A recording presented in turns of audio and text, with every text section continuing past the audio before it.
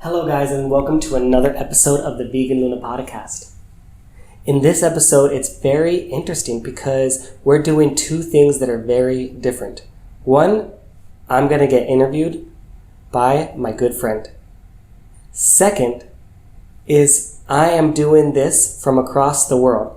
I'm in Saudi Arabia in this podcast, and the person that's interviewing me is in Texas, in the US. So it's going to be very interesting. Please forgive us for the audio. It's not as perfectly clear as normal, but I think that you guys are in for an amazing show because we talk about a bunch of things. He interviews me, asks me where I'm from. He asks me why I went vegan, all the questions that you would expect. Plus, we get into a very interesting conversation about why some of the ex-vegans have decided to quit veganism.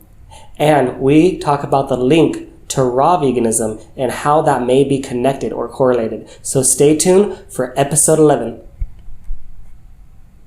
Welcome to the podcast, brother. How are you? Hey, man, I'm doing great. I'm over here in the Middle East, and I'm super excited to talk to you. This has been not really a long time coming, but it's been several weeks that we've been talking back and forth, and I'm glad to get this going. Yeah, man, me too, brother. Me too.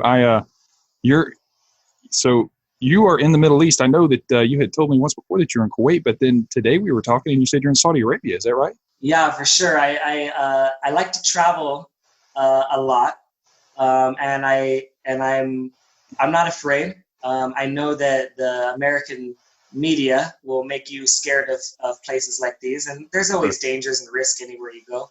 Sure. But I'm very fascinated in the differences of culture and almost like the extremes of culture and seeing the differences. And it's very interesting. You learn so much from places like this. And yeah, I'm currently in Saudi Arabia, but I'm typically based in Kuwait. That's awesome, man. That's awesome. So what's the weather like over there? Okay, so in Saudi right now, it's not too hot, surprisingly. Really? Yeah, it was relatively cool when I landed yesterday. Which is great. And you think of Saudi as super, super hot. And of course it is, but Kuwait is much hotter. Oh my gosh, it is unbearably hot in Kuwait. I mean, it's in the 115, 120 range.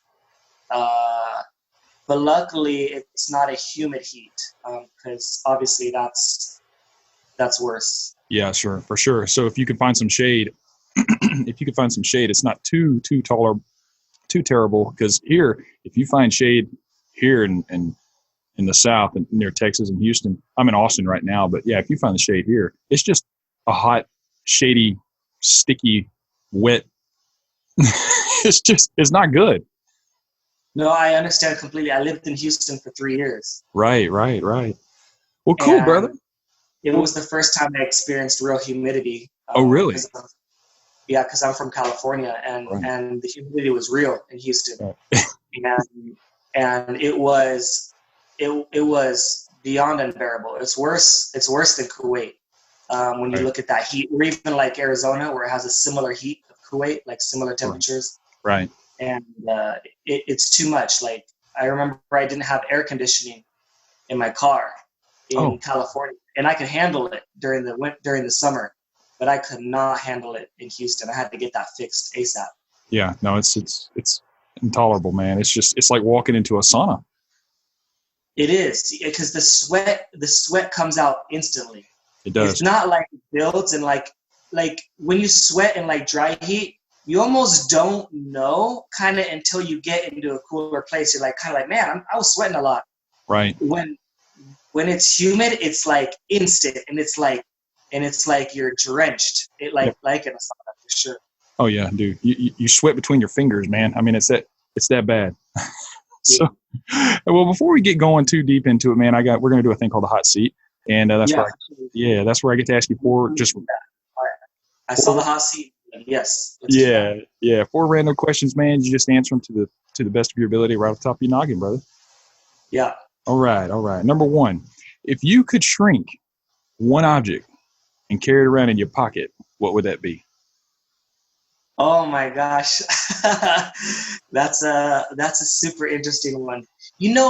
Oftentimes when I feel like I'm in a need, and I need something right away, it's usually my laptop because I need to edit something or record something or post something, and your laptop is kind of big and bulky, and you carry it on your back or in your backpack or in a bag.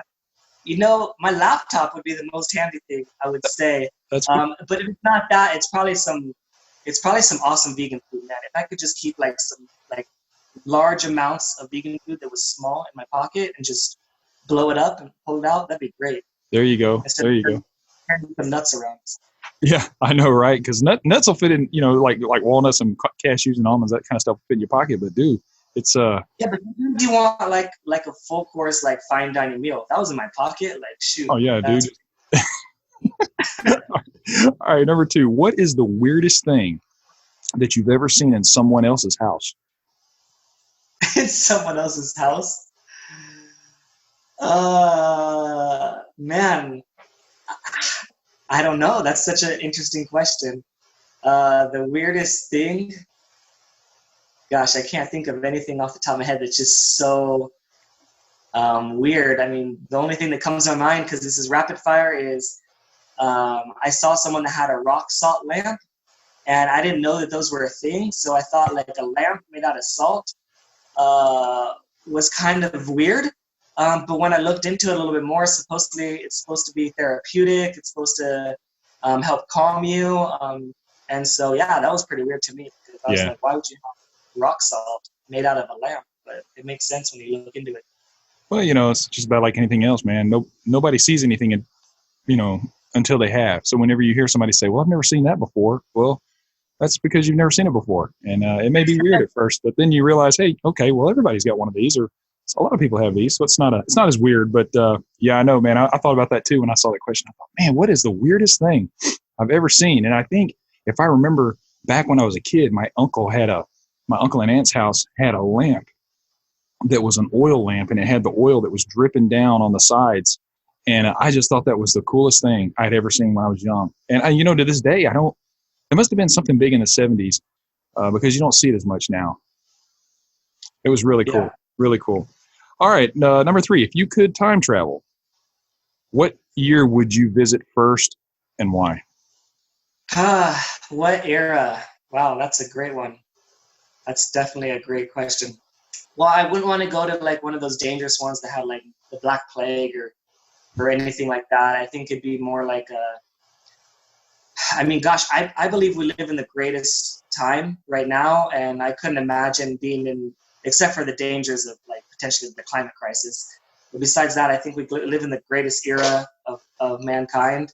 So it's hard to think of going back, but maybe a fun time, like when you look back, like a fun time of the '70s when things are becoming more progressive and people are being more outspoken and being more open-minded and experimenting and trying new things and just not doing the norm, almost being like revolutionaries and rebels, like '70s, '60s.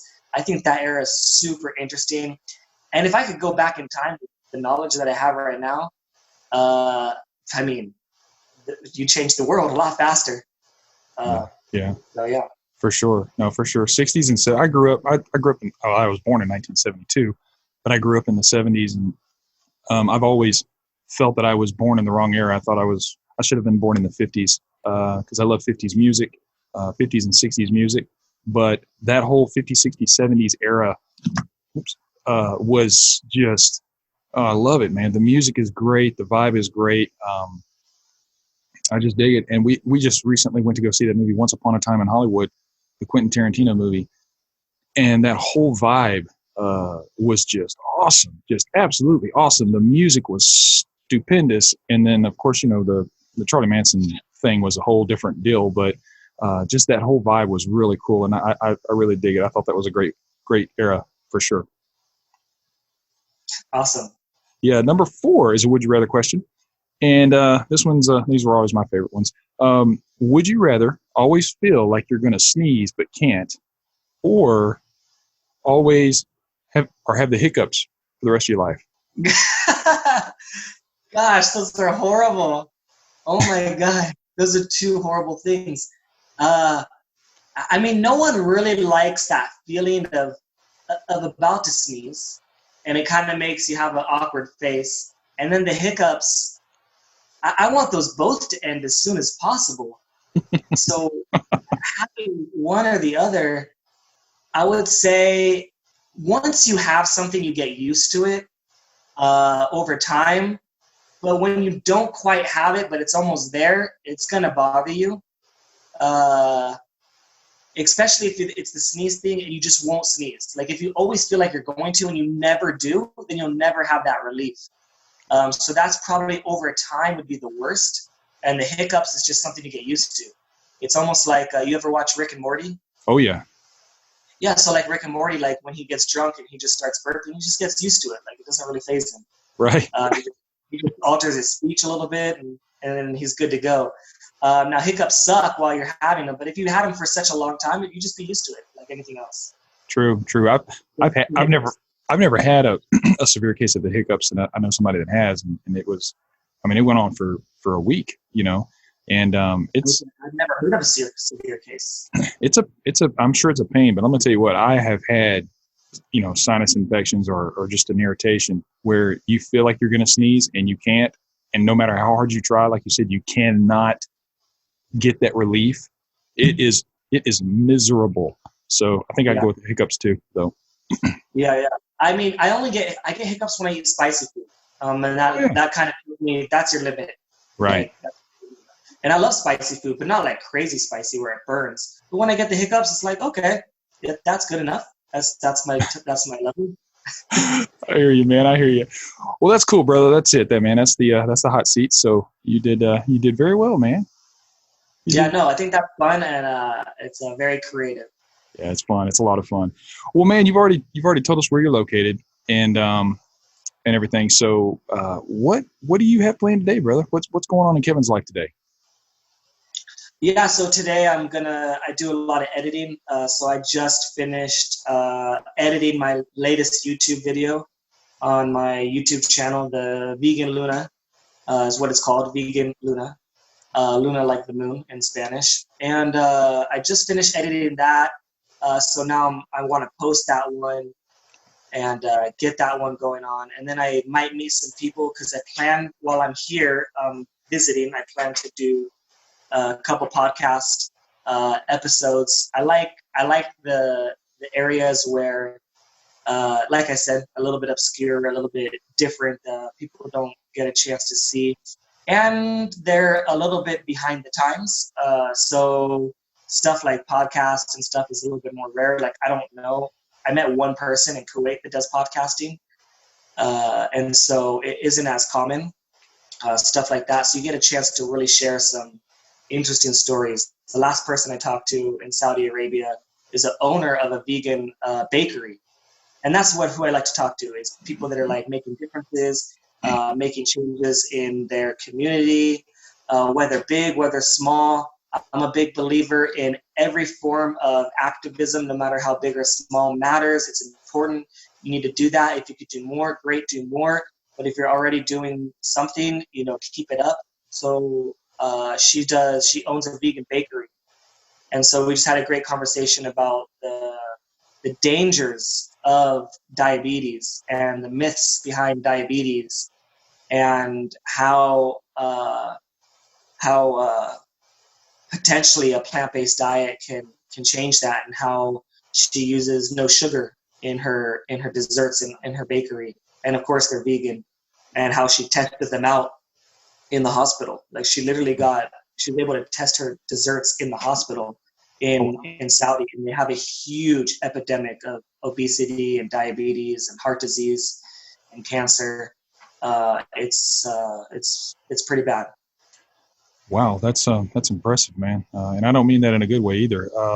I didn't realize that the Saudi or even the Kuwaiti culture was experiencing some of the same issues that we are having over here in the States with that. With the standard American diet. I mean, Talk about that for a second. I know you're normally in Kuwait, but in Saudi as well. Is it similar? What are the cultures there, and what's the food like there? They're very similar. I mean, they just have small cultural differences, based on religion and stuff like that. But I mean, if you look at from the difference between the U.S. and the difference between like almost all the countries in the Middle East, they're so similar to us. It's only the ones that live here or local that really know the differences. And really culturally difference between, like, let's say Saudi Arabia and Kuwait is a little bit more open. So Kuwait is more of a neutral type of country. I mean, there's a lot of Americans and what they call expats. An expat is someone that relocates there and there for work or whatever. And the reason why a lot of people might move there is because I'll get into your question in a minute. I'll just kind of explain a little bit. Sure. But the reason why someone might move there is because the Kuwaiti dinar, which is the currency in Kuwait, is the highest value currency in the world. Oh, wow. So it's 3.3 times more valuable than the American dollar, for example. Right. That's interesting. So, yeah, so the value is so high. Now, I don't know exactly the reason why it's so high, but it's the highest value in the world. And so they're relatively neutral and they're relatively open. So, I mean, you don't have to, like, the girls don't have to cover their face or wear whatever they want. You could go out and pretty much do whatever you want. It's one of the few countries that alcohol is illegal. So you cannot drink alcohol. People get it, through like black market ways or stuff like that, but it's illegal. So like anything that's illegal, people will find a way to get. Sure. And of course, like anything illegal, there's certain consequences if you're caught. So just like that. And so as far as food goes, what was really amazingly interesting to me was the amount of American food that they have inside the countries, both countries. And I'm talking fast food. Like what food travels the best and what food does the best when it does travel? It's always the fast food. So you got the McDonald's, you have the Burger Kings, you have the Taco Bells. And those are, of course, as everyone knows, not healthy, like right, by any stretch of the imagination. And you have Pizza Huts, Domino's, Papa John's. They have all that here. Wow. And because it is so hot for, the majority of the world, they do a lot of delivery. So they don't get out much. They don't exercise quite as much. And so they're often sitting and eating. But what is a little bit interesting is they do have a huge amount of gyms. So when they do get out, they do work out. So it's very interesting to see how much a lot of them do work out, not all of them, and how unhealthy they typically eat. They eat out on average more than probably any other country in the world because they have so much money. A lot of their money comes from oil, of course. So that's where they get the majority of their money to really support their economy, and they give their people money, which is I really like that idea. I think it's great. So every month at the same time, the Kuwaitis, they get money because just for being a national, so being born in the country, they have perks and stuff like that. They have free healthcare. So things that you might expect, from a country that's doing well financially, taking care of their people. And so that's on that side, it's very good. But then you have all the other restaurants. So the reason why they eat out so much is because there's so much available and they have so much money. So they don't have that fear of, if I eat out, I only can do it once a week. They could do it every day and be fine. Like there's no risk of them losing out on money or not having enough, because next month they're just going to get another big chunk of money every single month. And if they're working, then they get double. So they're set as far as money. So there's no reason to cook at home unless they just really want to. And there isn't much talk about health. Like you're not going to see too much talks about health. So like in the US, we got to a point where we realized that this food is really not healthy, and they started making a shift and start making a change.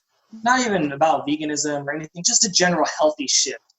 And you can see that just starting here in Kuwait. you can see a nice shift of health conscious people and spreading messages of health and it becoming popular. So it's really good to see that they're focused on that, but it takes some time. When you get these foods, they're addictive. But they have like P.F. Chang's and the Cheesecake Factories and all the big restaurants, Texas Roadhouse, a lot of these places that are not healthy by any means, but they taste good. So they have a lot of that. So I think that's a big part of what's going on. Wow, it sounds like you're here in the States, brother. I mean, it's when you're walking through the mall, it looks like the U.S. mall. wow, that's insane. And like you said, if they have a relatively endless supply of money, and here in the States, they put some of those places that you mentioned in the poor areas, and dollar cheeseburgers and things like that, things that are easily accessible and cheap. That's the reason why we have some of the problems we have in some of the poor areas here. But there, it sounds to me like it doesn't really affect them there. They can just eat whatever they want when they want and suffer from the same issues that we have here. So what's the epidemic like as far as chronic illnesses, diabetes, heart disease, high blood pressure, things like that? Is it running pretty rampant there in the Middle East too, Kuwait and Saudi? Yes, it is running completely rampant. It's on par with the U.S. now. So some of the similar epidemics that are plaguing the Western worlds are transferring now towards the Middle East. Saudi and Kuwait are some of the most obese countries in the world now. And when you see the obesity rates and the numbers, and I don't have all that off the top of my head, but I've been shared with many times with people that are living here, people that are a lot close to it, people that I talk to through interviews. And one thing that they tell me is it's very similar. You talk about obesity, you're typically getting diabetes, cancers start to form, heart disease, high blood pressure, hypertension.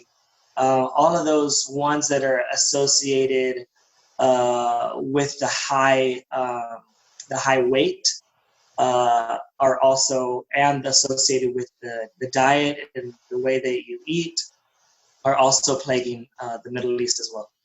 Wow. It's everywhere. It's everywhere. And they have those blue zones that they call them. And generally those healthy little areas are areas where you can just, go and find them. They're out in the rural areas where they mostly eat rice or beans, or they don't have these fast food areas. And it's so funny. We think we're on the cutting edge of being in front of everybody, and just being on the cutting edge of everything. And what are we doing? We're cutting through the things that are healthy and that are God given to us to help us to live a healthy life. And we cut right through that. Being cutting edge, we cut right through that and basically kill ourselves. And then here are these people in these what you would consider rural areas that shouldn't be that are very rural and don't have that growth that we have here in the States or where you are now. And they have blue zones and they live into their hundreds. It's insane. It's absolutely insane.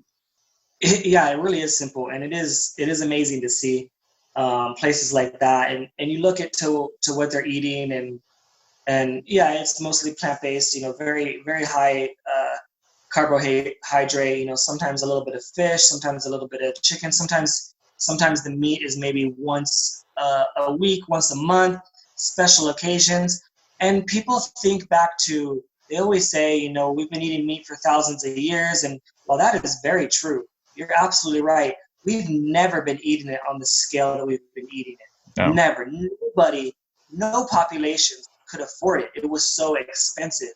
It's only very recently that we've been able to maximize the production so much that we can make it cheap, that you can eat it 3 times a day and actually afford it.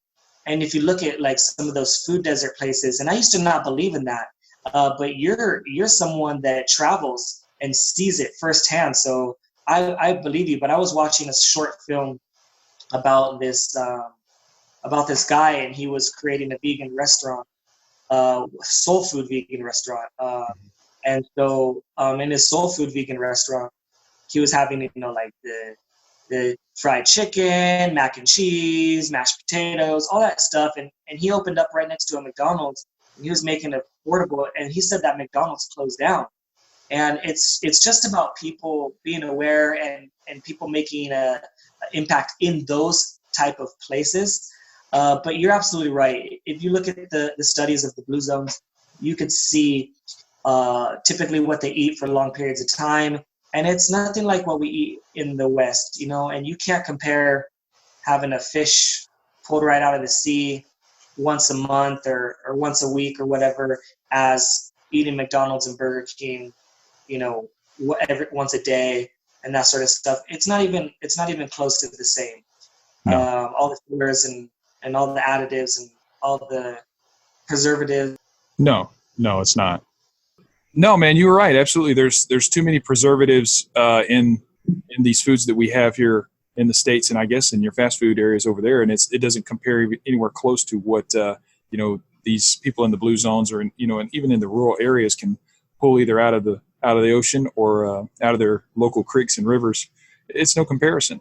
Yeah, it's not something people typically think about because when you go to places like that, it's cheap, it tastes good, and there's nothing that you're learning that tells you that you shouldn't do it. You know deep down it's not healthy, and they say don't eat fast food, but you don't really know the extent to it, and oftentimes you don't know where to find cheaper food or more affordable food. I mean, especially in countries like the U.S. and the struggles there with money. I can understand the mindset when someone thinks that they can't afford to eat healthy. They say healthy is expensive, and I thought that for a long time.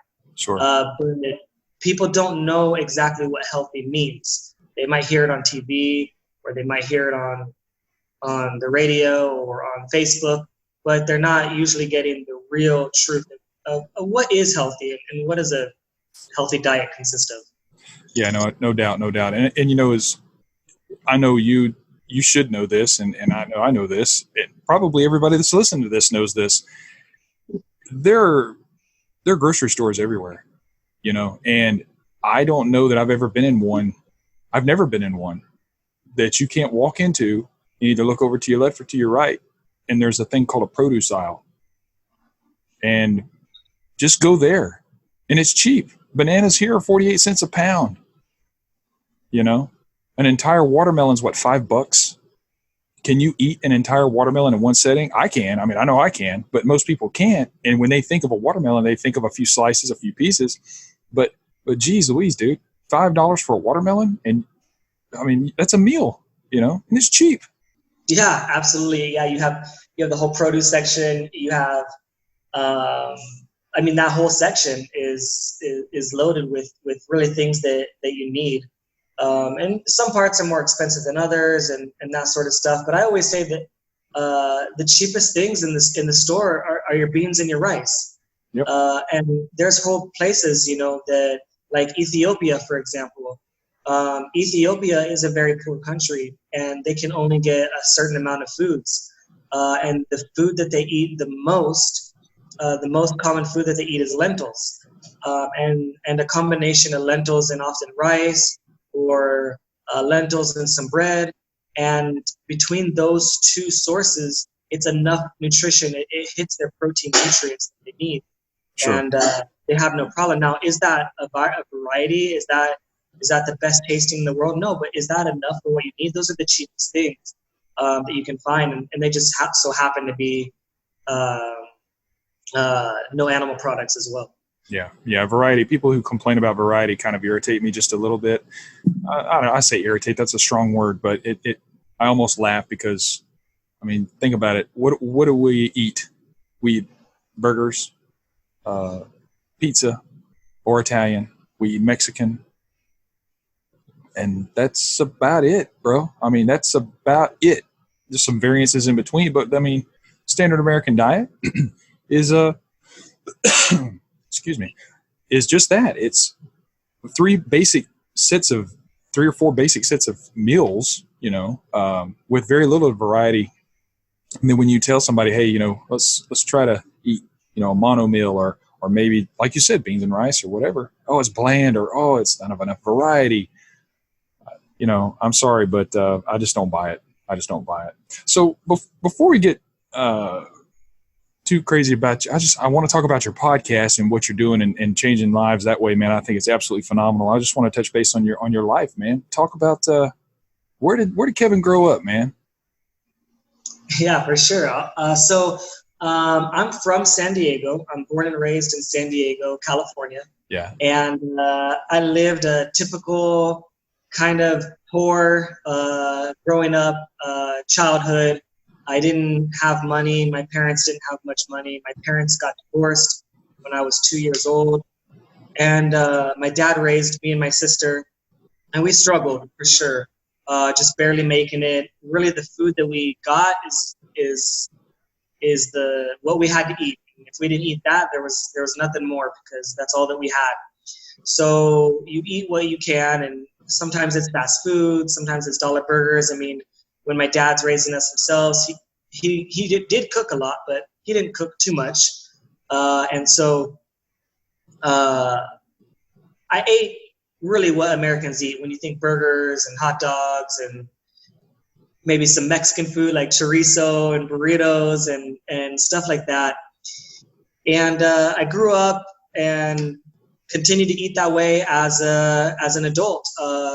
I didn't really change too much of how I eat. I think that we learn eating habits from our parents, and a lot of people will think that maybe diseases run in families, but sometimes when you look down to it, often it's the diets that run in the families. And when you take the same diet, you're likely to get some similar or the same disease potentially as your parents might get. It only makes sense.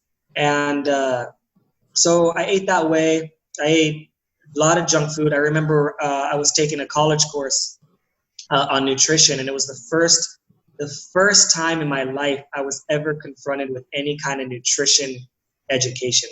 You don't learn anything about nutrition in high school. You only learn what your parents teach you about nutrition. And I remember we did an activity in the nutrition class, and the activity was about it was tracking what you ate for a week or for several days. And I remember tracking what I ate, and I remember writing it down, thinking of it as a joke. I thought it was funny because it was almost funny, like embarrassing funny. When I had to share what I ate, it was fast food almost every day. I realized I wasn't cooking. I wasn't doing anything. And you think that would wake you up. You think that would be like, hey, bro, you got to make a change. And I didn't make a change. I kept going down that path. I remember going to the hospital for checkups, and they said, you're pre-diabetic, your cholesterol is really high. And I used to think, I'm not that unhealthy. Like, I don't eat that much unhealthy food. I thought I ate chicken. I would have tomatoes and lettuce on my burger. I had no clue what healthy meant and what caused cholesterol. I had no idea what caused diabetes. I didn't know any of that stuff. What ended up happening is I didn't get diabetes, and I didn't have a serious heart attack or anything issue like that. I actually was diagnosed about 6 years ago with an autoimmune disease. And are you still there? Yeah. Oh yeah. Yeah. No, I'm here. Okay. Absolutely. We got cut out last time. So the autoimmune disease that I had is called ankylosing spondylitis. Right. And what that autoimmune disease does is basically my immune system goes against my spine. So it attacks my spine, and it was causing extreme pain. And I went to the doctors, and they diagnosed me with it, and they said that I needed to take this medication. The medication was so expensive. It was called Humira. The drug is Humira. Right. And it was an injection that you're supposed to take every 2 weeks. And the cost of it was $2,000 per injection. So $4,000 a month. Holy smokes. Yeah, it was crazy expensive. And I'm sure it's probably like $10 in Australia and Canada. Uh, that's the medical system in the U.S. Yes. And so anyways, I couldn't afford it, so I kind of suffered for the next 3 years or so until I had better insurance, a different job, and I started taking the medication. Now, what this medication does is it not the side effects. There's many side effects, but what this medication actually does is it will weaken your immune system, so your immune system doesn't attack your spine. Now, what do you think is likely to happen if you have a weaker immune system? You catch anything that comes along, or more susceptible to catch anything that comes along. Colds, any virus. Exactly. So I got the common cold. Okay. Yep. And I'm the type of person that never gets sick. I really have a very great bill of health. I never had any health issues until this one. This is really the only one. And how old were you when you were diagnosed with this? Okay, I mean, diagnosed probably like 25. Holy when I was diagnosed. Yeah, so relatively young, but that's common with this particular disease. It's a younger one. It's not like you get this in your 50s or whatever. Right. I mean, it's a rarity, but the people that get it, it's usually around this age. And so I was about 29 at this time when I really started taking the medication. And what happened was I did feel better. The pain in my back started going down, but I caught the common cold, and I usually am very healthy. I pride myself in never calling in sick. I was sick for 3 weeks straight. I was so sick. I couldn't get out of bed. I couldn't go to work. I couldn't do anything. It wiped me out. I couldn't even talk. I lost my voice, and I was very, very scared. Like, for the first time in my life, I was scared of dying. I was scared of not getting better. I remember thinking, am I ever going to get my voice back? What if it doesn't come back? Right. And so the first thing that I did was I stopped taking that medication right away. That was the first thing. I was like, no way. I was like, I'll suffer the back pain. I don't want to die. Like, that's worse, of course. And but then around that time, I was going into work and leaving work, and I was trying to work because I'm trying to force myself to work. And right. Someone recommended me to watch the documentary called What the Hell. Have you seen it? Oh, yes, absolutely. I love that documentary. Yeah. And so I watched What the Health, and that was the first time I ever in my life heard how what we eat can really contribute to some of these diseases and some of these illnesses, and really why we don't know about it. So after watching that, I said, you know what? I'm just going to give it a shot. I'm going to try it. I'm going to stop the medication. I'm going to try it. So I tried it, and I went fully vegan pretty much overnight. When people talk about going vegan overnight, but it wasn't like I'm going to go vegan. It's like, I'm going to try this. I want to get better. I told myself I'll do anything to get better. Anything means cut out, things I enjoy, things I like chicken and enchiladas and burritos and tacos. But what I found out is I can get all those same things. I was living in Los Angeles at the time, and I realized if I wanted burgers, I can go get a Beyond Meat burger. I can go get an Impossible burger. Those were available. It wasn't a hard switch. If I wanted Mexican food, there was vegan Mexican food. If I wanted Chinese food, there was vegan options for Chinese food. So what I found out really quick is I could eat almost the same way without any kind of sacrifice in that area.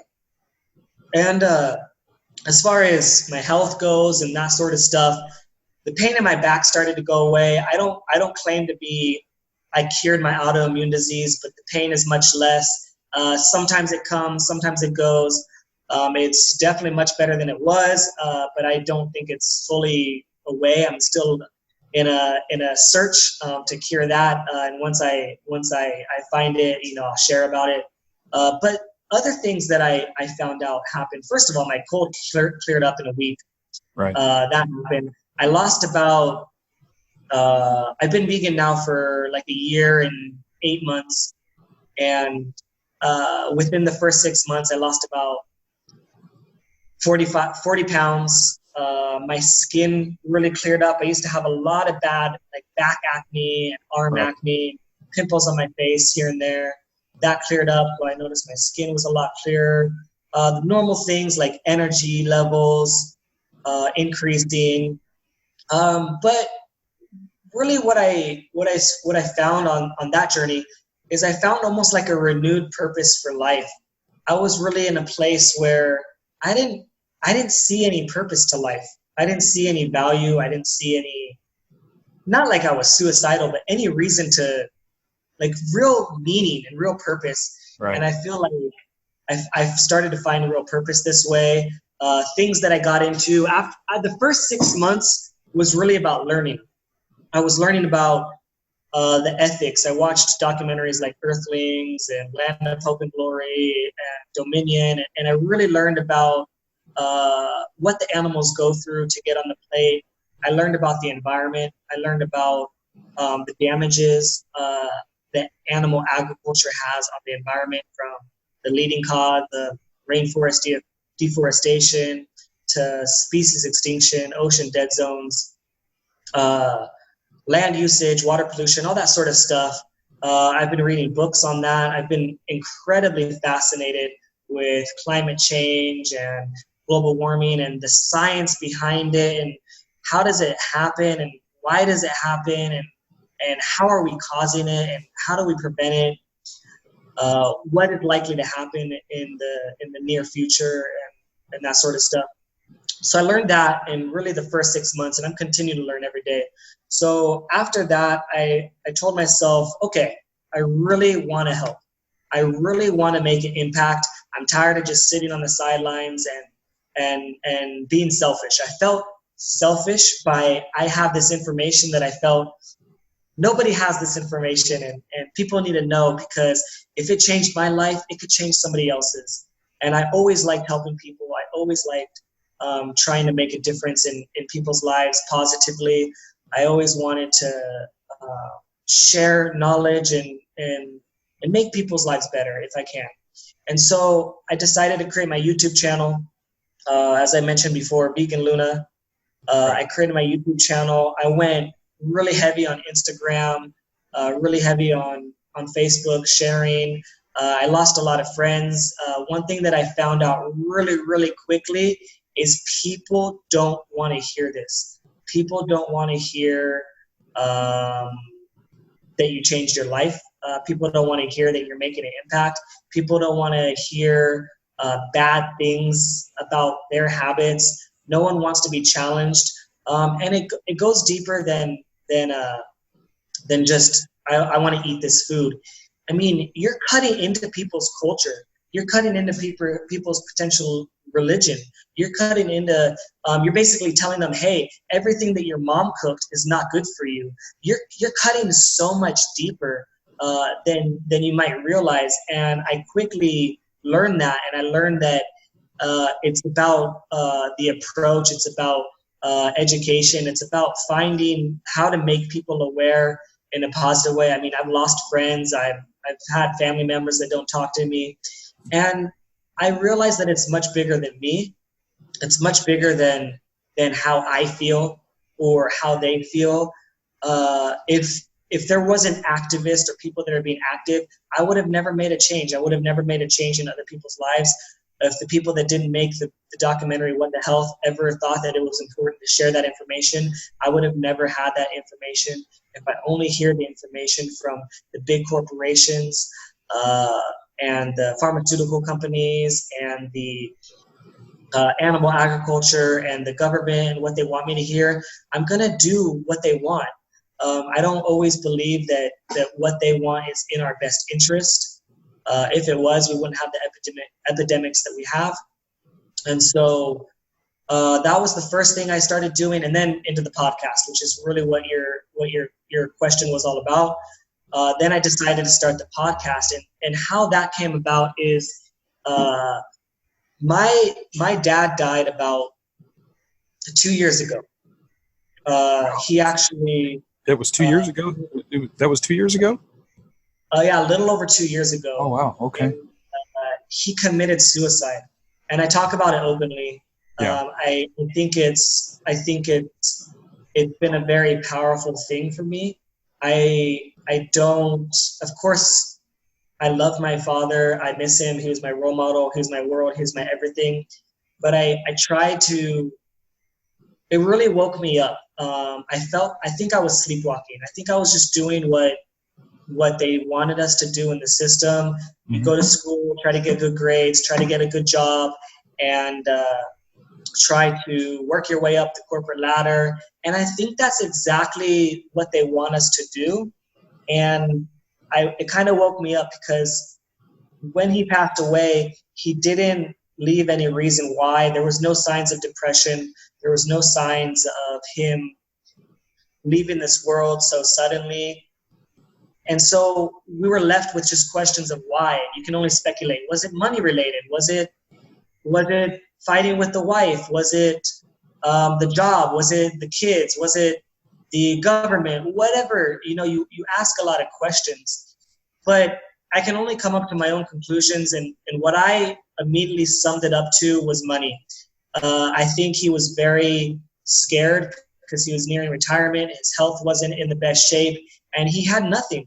And I think that he felt that if he had nothing left over, how is he going to survive? How is he going to make it? He did the same job for 40, 50 years, and he hated it. He hated it so much, and he never had enough courage to make a change. And I looked at my own life afterwards, and I said, well, how can I make a change there? So I thought, well, how can I be smarter about my money? How can I potentially look at other jobs or other avenues? How can I look at other things? So I went on almost an exploratory mode, and I started trying new things, trying different things. I became really open-minded. I was very closed-minded, very narrow-minded. And I think his sudden death opened my mind. So shortly after that, I went vegan. Shortly after that, I started exploring other opportunities for work and trying to find out, instead of what am I doing that people want me to do, what am I going to do to make myself happy? So I started exploring that. And I came across this guy. His name is Gary Vaynerchuk. He goes by Gary V. Right. And he's a big entrepreneur. He creates lots of businesses. He's a social media guru.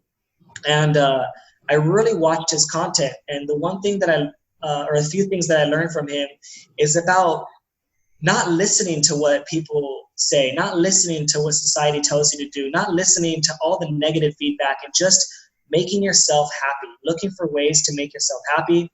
And he inspired me to create my own YouTube channel. He inspired me to create my own podcast. And he just says, just go for it, just do it, and just fail and just try. And there's a saying that says, it talks about growing a tree and planting a seed and planting a tree. Mm-hmm. And it says the best time to plant a tree to plant it and grow a tree is 20 years ago. And the second best time is now. And I really love that saying, and I use it all the time. And I say to people that are like, oh, I'm thinking about starting a YouTube, or, oh, I'm really thinking about starting a podcast, or, oh, I was thinking about starting a website. And I say, it depends on the particular timing.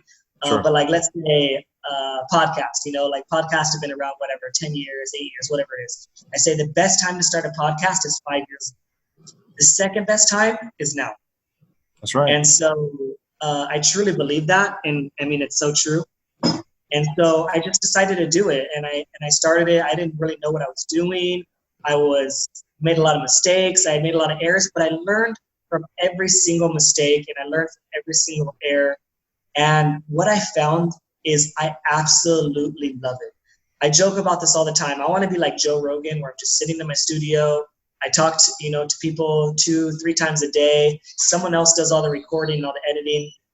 And what I love the most about it is the connections that I make with people that I would have never talked to and would have never learned about. And it's the ultimate mutual benefit. We both benefit. I benefit from this conversation by sharing it on my platform. You benefit from me sharing it on my platform, and vice versa. You benefit from this conversation by sharing on your platform, and I benefit from you sharing it on your platform. My followers become your followers. We learn each other. It's cross promotion in the most purest, selfless sense. And I really love that part of it. I think it's so fun talking to people. I've always been a talker, and I really enjoy this. I think it's I think the best decision I ever made in my life, and I wish I did sooner, was going vegan. And I think the second best decision is starting a podcast. Oh yeah, because this is super fun, and you learn so much. What people don't realize is I learn something from every single person I interview. I learn way more than I ever would have in school. I learned way more than I ever would have in college. I learned more than I would have ever learned at a job or from my knucklehead friends. yeah. I learned a lot because people that decide to do a podcast or decide to do an interview, oftentimes they're change makers. And oftentimes they are seeking to make positive results in the world and make the world a better place. And you could really learn from their experiences. And the same reason that reading a book from someone that had an incredible story makes you smarter and wiser and more educated is because you take 40 years or 50 years of experience and you condense it into a short amount of time, and you grow from that much faster than you could from any other kind of medium. And podcast and sound is amazing. And what I really focus on when I share my podcast, like really my philosophy is very similar as yours. I want to know why did you go vegan, and I want to know how you're being active. And the reason why is, first of all, there are so many different reasons why people go vegan. I have had people that go vegan for the health. I've had people that go vegan for environmental reasons. I've had people go vegan because of what they've seen in a slaughterhouse or footage that they never heard. And there's so many other reasons. People that struggled from a disease, they cured the disease, they reversed it. I have a friend that reversed type 2 diabetes. There's so many reasons that people decide to go vegan, and I want to share those reasons because that story and why people go could connect to someone. I don't know who's listening right now, but if somebody is struggling from an autoimmune disease and they could take something from my autoimmune disease and how I was affected, and it makes them a better person and they're healthier, they suffer less, I'm so happy to make that difference in that person's life. The second thing is going active. As I spend time on social media, Facebook, Instagram, YouTube, and I read through the comments, and what I find a lot is people saying they're more vegan than you, or they're that holier than thou philosophy, and I'm more active than you, or you should do this, and I really hate it. So what I want to share is that there's so many different ways that you can be active. Some people cook. That is amazing. Cook and do your thing and share your recipes. What I encourage people to cook is I say, hey, create a recipe book. Hey, create an ebook. Hey, make videos. I even offer to make videos for people. I've offered to many people to make videos. If you look on my Instagram or my Facebook, you'll see videos of food that I created for someone else. I'll take the footage and I'll create the video. I'll do that, and I think that's a way that you could really be active. I know that people that talk to people on the streets, showing slaughterhouse footage and Anonymous for the Voiceless or Cube of Truth, or doing active movements like protest, that's also being active. And that's what people think of. Doing a podcast, making a YouTube channel. There's so many different ways that you can be active. So on my channel, I want to share the ways that people are being active and why they went vegan, to encourage people that are doing something positive, keep doing that. And two, you can do more. You might have an idea that comes to your head, or that we share on the YouTube channel that you just run away with. So for example, I was messaging someone on Facebook just recently, and I told them, they were talking about going through the drive-thru. They said, oh, what if, they're like, you know what, I really don't eat fast food. I think it's unhealthy. I don't want to eat fast food. But I do understand Beyond Meat burgers or the vegan options and how making them available is very important. And they said, I could go through the drive-through at a fast food restaurant and just ask for a vegan option and then leave and do nothing. And that makes an impact. And I was like, you know what? You could do more than that. I said, why don't you start your own group and send out emails, send out letters, and really target specific organizations and asking for vegan options, and just take like 2 hours out of a Saturday or 2 hours out of a Sunday, get a group of like 5 to 10 people and just blast individual organizations. And she's like, you know what, that's a great idea. And right away she created a page. I forget exactly the name of the page. I can look it up. And she created a page right then and there, invited people, and she decided to take that action and go through it. And all I did was share the idea. And I'm all about sharing ideas and getting people to do small things to be active. A lot of people that are vegan, they're like, I love the message. I love what we're doing. I want to help animals. I want to help the environment. I want to help people, but I just don't know what I can do. I can't do anything. I'm in this area. I don't have this. They make a lot of excuses what they can't do. I want to cut all those excuses and say, well, if you can't do that, try this. If you can't do that one, try this. And I just want to basically make a world where there's no excuse not to be active for this planet and for the animals. Well, yeah, absolutely. We get one. You get one planet, one body, and we were fortunate enough, blessed enough for that to be given to us, and we seem to trash both for some reason or another. That's what we do, and I can't for the life of me understand why we do that to ourselves and then to the planet, then turn around and ask for prayers or we ask for GoFundMe pages and things like that to try to bring awareness to something that we basically kind of created on our own. And like you said, just get up, do something, make an impact. You make an impact with yourself first. I've mentioned this before. If I treat the plant-based lifestyle, I did it for health reasons. I did it for selfish reasons, and I had to. I didn't have a choice. And some people will say, well, we did it for the animals, for ethical reasons or for environmental reasons. Like you said, there's usually 3 reasons: health, environmental, or ethical. I did mine for health, and I had to be selfish and think of myself. And like I said, it's almost like being on an airplane. And when they tell you, hey, when the oxygen masks drop, make sure you put the oxygen mask on yourself first. That way that you can help others. Well, I can't help animals if I'm not healthy and living a healthy life. I can't help the environment or the planet unless I'm healthy and living a healthy life. And but you said you've lost friends and people along the way, and you have to understand that this is food is deeper than religion or politics. Very few people will refer to their religion as theirs.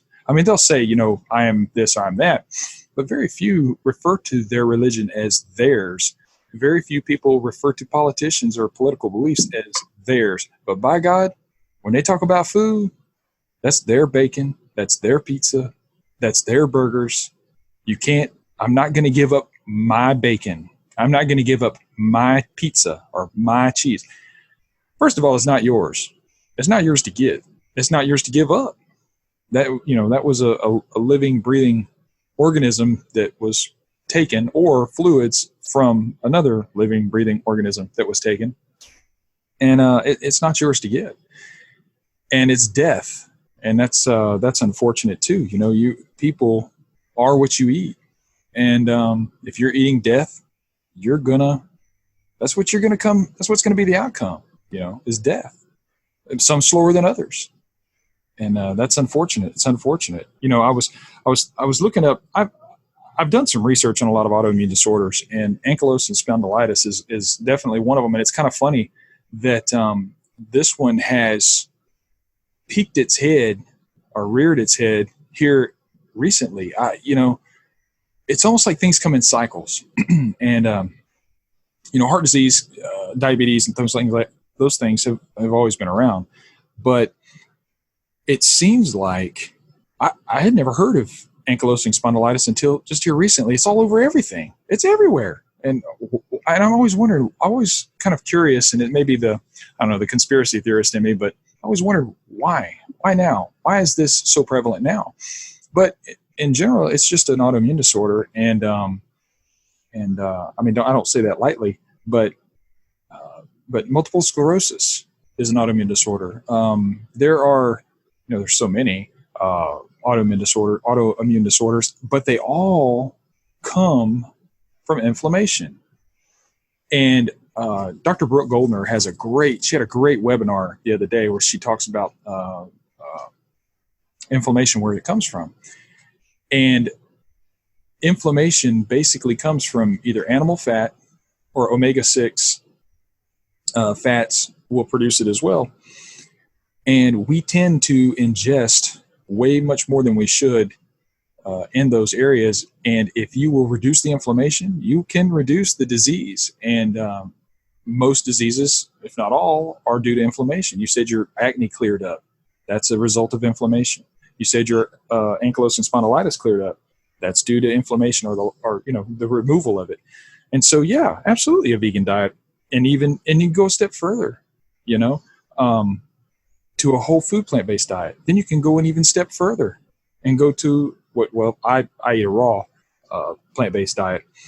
And at the end of the day, if we can eat food at its closest natural form, it's going to be better for us. If you just got to get there, you just got to get to the closest natural form that it was designed to do. And we're designed to eat a specific way. And I think if we just do that and get out of our body's way, it'll heal itself. It's funny, you said you got a cold and it lasted 3 weeks. Everybody wants to fight for the cure. Everybody wants to find the cure. We can't even cure a cold. Think about that for a second. Your doctor cannot cure a cold. You can't. Your body heals itself. And that's a good example that because the medication that you were on, it took 3 weeks for it to heal. And I think, would you say you're changing your diet pretty much did that?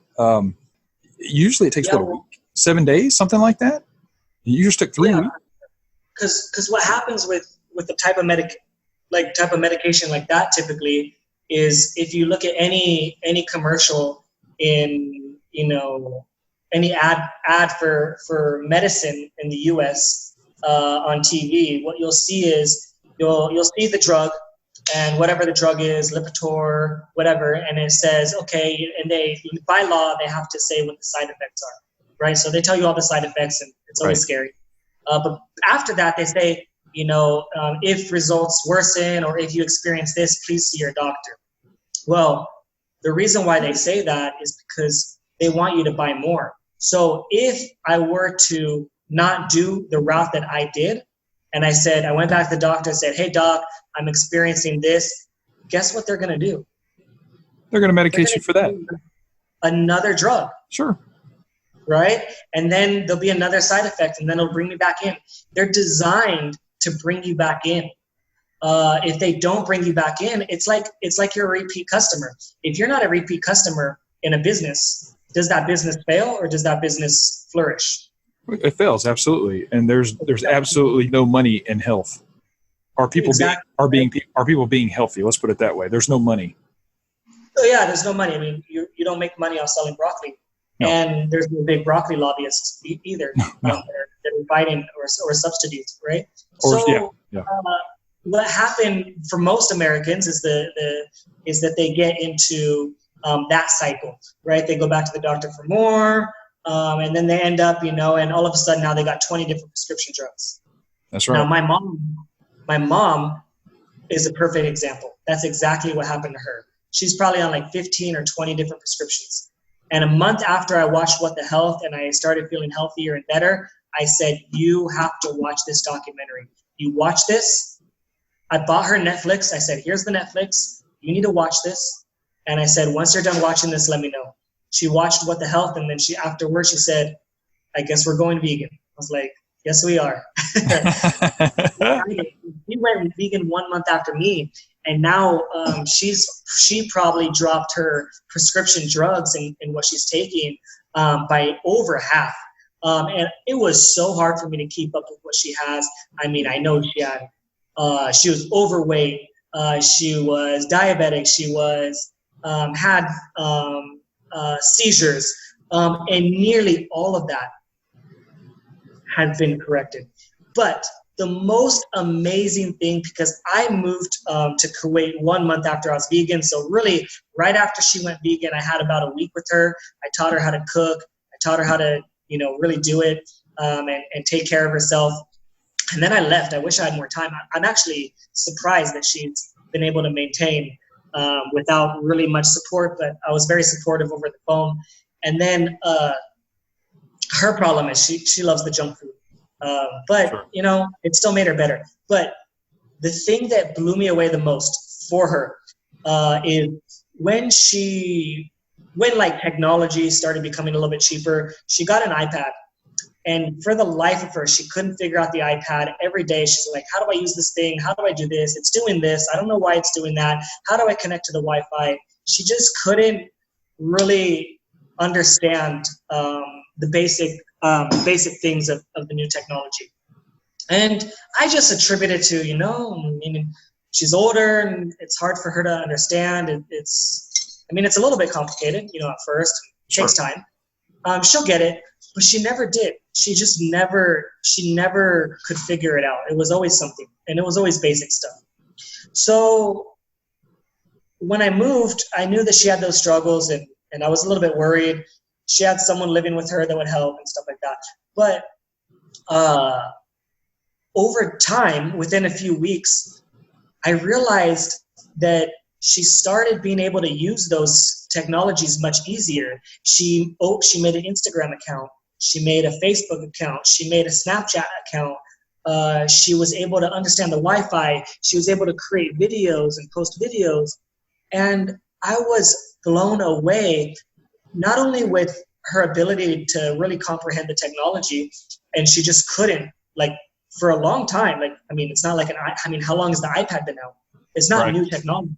It's not like, okay, it'll be a week. There was years where she couldn't figure this out. And within a matter of weeks, she was able to figure this stuff out. But the other thing was conversations on the phone. She was more coherent. She was more aware. She was able to really have a normal conversation with me over the phone. And I later found out that when you don't eat these animal products, your blood clears up. The amount of cholesterol and saturated fat that's blocking your blood, it flows everywhere. Sure. Oftentimes people don't realize that something like erectile dysfunction is often the first sign of problems with your arteries and problems with your blood flow, because obviously you need blood to get that going. But it also affects your brain. Sure. So her brain was, I don't know, because I didn't take a CAT scan or I didn't take a MRI or anything on her, but what I could see is her awareness and her ability to use her brain was at a higher function. And I'm pretty sure it was the blood flow. Pretty sure there was blockages up in her brain, and they were unblocked because your body, like you said, it heals itself. And I think her brain healed itself. Oh yeah. I think, you also have to think about this too. If she was on high cholesterol medicine, I'm not trying to diagnose her by any stretch of the imagination, but if she was on any kind of high cholesterol medicine, that would be because your liver is struggling, and you will have elevated liver enzymes. Elevated liver enzymes can cause dementia, forms of dementia. It just, depending on the severity of it. And so the removal of the cholesterol, the removal of that, the necessity to take that medication may have helped as well as the positive blood flow to and from the heart to the brain and to your extremities and whatnot. I mean, the cool thing about the human body is that it's perfectly designed to run at an optimum level. All you got to do is just give it optimum fuel, and we tend to not do that, and seems to wonder, and then we seem to wonder why it doesn't work the way it should. So yeah, absolutely, that could have been the reason that she was having trouble, participating in simple tasks, or what we would think is simple tasks. And you're right, a couple of weeks, they're kind of not new. They're not familiar with the technology, and they should get it. That length of time, yeah, that could be a good indication of what she was going through. You talked briefly about your dad, and I know just from past interviews that you've had, I know that family means a lot to you. I can tell, I can hear it in your voice when you talk. You talk about your dad, and he had committed suicide. I wanted to touch on him if I could right quick. What's his name? What's your dad's name? Gene. Gene. Yeah. That's awesome. That's awesome. I have an Uncle Gene, my dad's brother. He's passed away recently, but yeah, I had never heard your father's name, man, and I just wanted to put a name to the story, and it's an incredible thing that he did. He took you and your sister, raised you guys, did the best that he could, or probably a job that he hated, like you said, and did the best that he could, and provided you with the life that he thought he was doing the best that he could. Was it the greatest? Were you rich? No, of course not. But were you suffering? It didn't sound like you were. You sounded like you loved your dad, and I think he instilled this drive in you that is obvious. Yeah.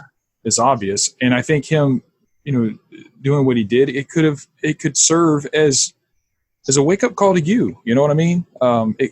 It could have very well just been a catalyst that turned your life around. That who knows how many people you're going to touch. And I think that has a lot to do with it. So I people wonder, why? Let's just take it what it was. It was an event. It was a sign. It was a catalyst that sprung you forward. And who knows where you would have been if he would still be around. And I think he did what he had to do, and now you're doing what you have to do, and you're reaching people that you never thought you would reach before. Think about that for a minute. It's impressive. It's absolutely impressive. So we got to give him much love for first of all raising you the way he did, and instilling that drive into you, but and also in the turn being that catalyst that sprung you forward. Yeah, I'm appreciative every day for what he did, and you wish that he didn't make that last decision, his final decision. Sure. Be that. There's always a better way, and if he was only able to talk, and that's why I think talking and sharing your feelings and sharing how you feel are very important. I think that as men in today's society, we're taught to hide our feelings. We're taught that showing our feelings is a sign of weakness. We're taught that men don't cry. You need to be tough, and all these sort of things that are just true. I believe that we're a lot more similar to females than we want to give ourselves credit to. Like, we are all human, and we're a lot more similar than we are different.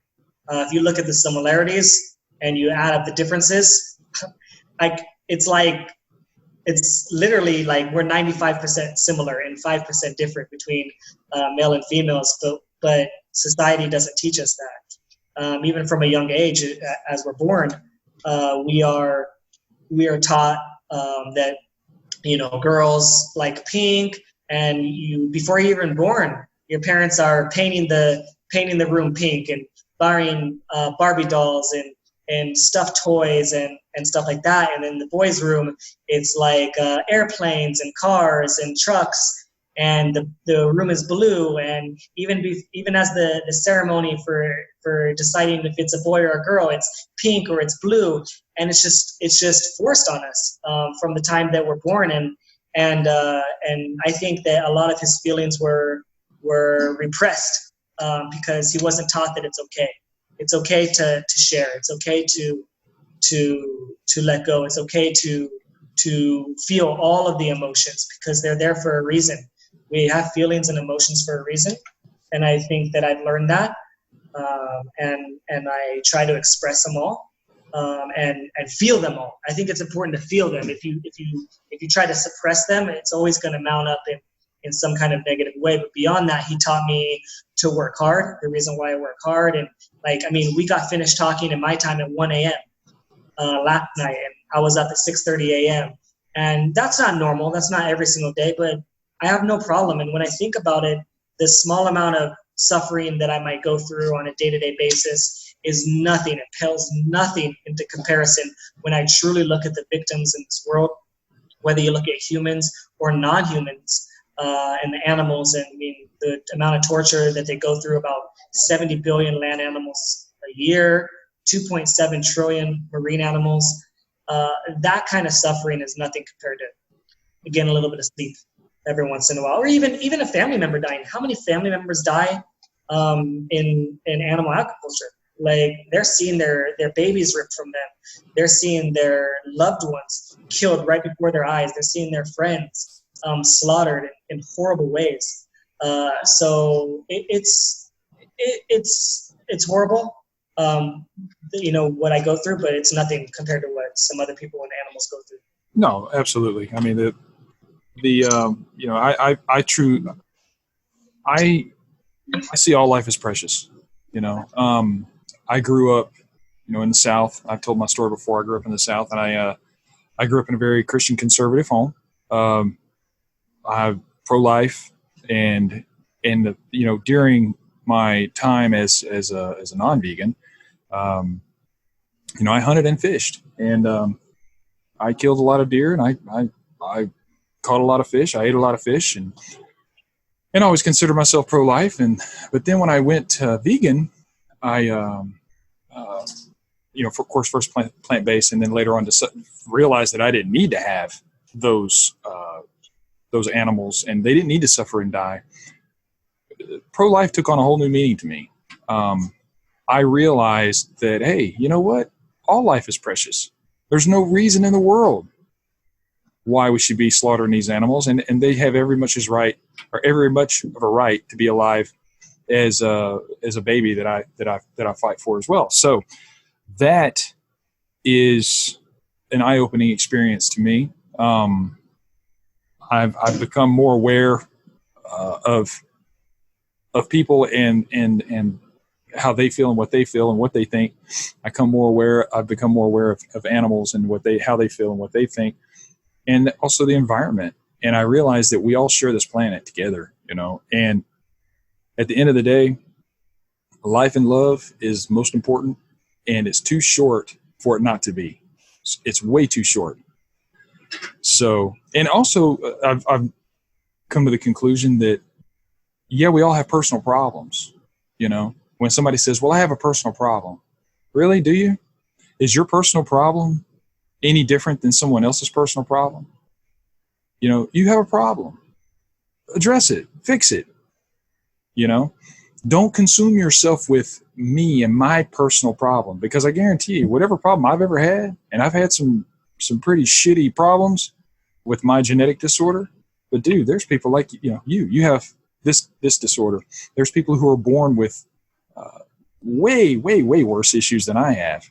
So my personal problem is just being kind of selfish, and I have to think of others too. And I think at the end of the day, if we will just realize that we're all in this together, we're all on the same planet, we're all one, let's just love each other and live together and do the best we can. That's the way I look at it. Yeah, and that's not that crazy. That's not radical. That's not extreme. It's what the world needs. I mean, imagine if everyone had that thought process and actually took the actions towards it. So many people think, I want world peace, I want to love, I want to be caring, and their actions don't align with their beliefs. And the truth is, like, most people believe that, but their actions don't always show it. So it's very tough. I'll give you a specific, for instance. I was told this not too long ago, and it rings true. Not every environmentalist is vegan, but every vegan is an environmentalist. And if you are so concerned about the environment, so concerned about plastic straws.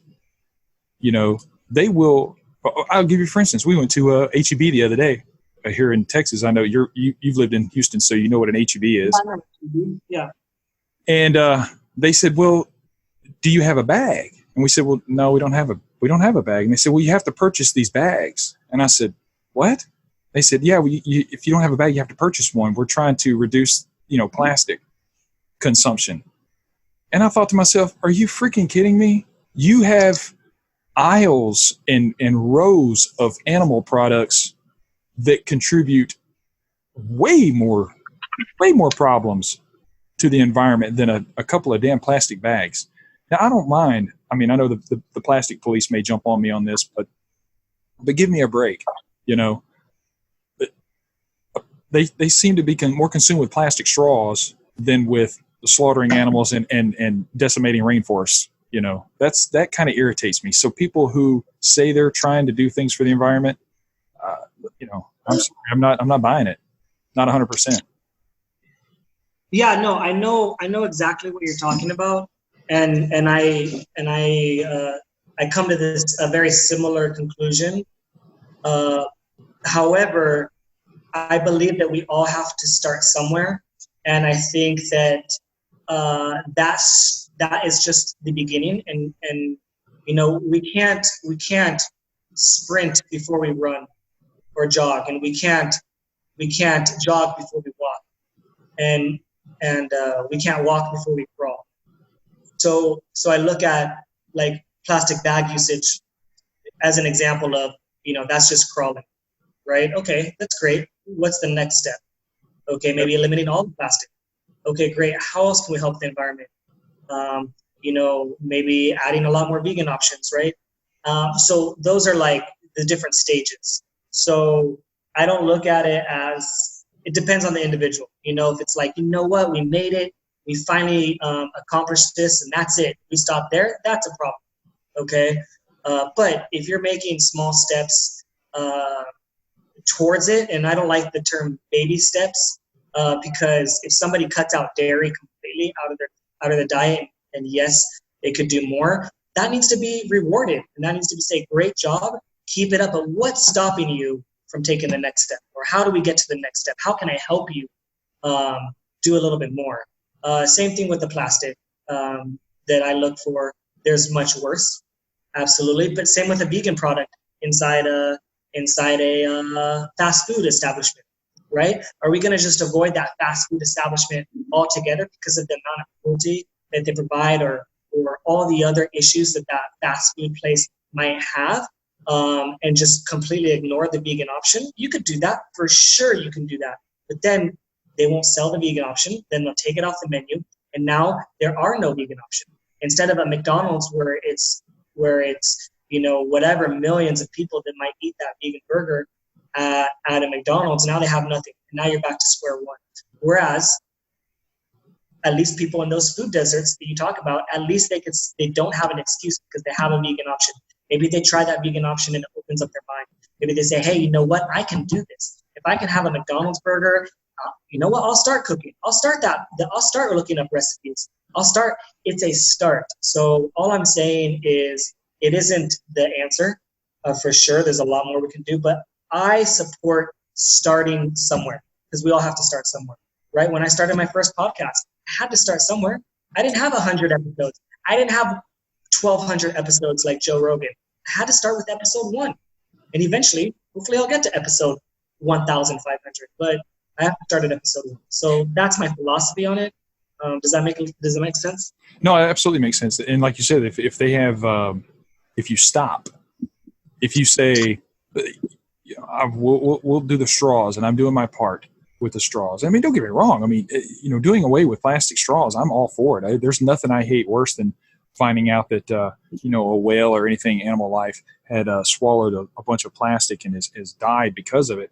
I don't want to belittle that at all. But my point is that you have governments who will jump on the straw bandwagon, the plastic straw bandwagon. But the second you mention no beef, no chicken, no eggs, no dairy, things that are subsidized and where they're making super, incredible amounts of money, they will be quick to shoot you down or belittle it.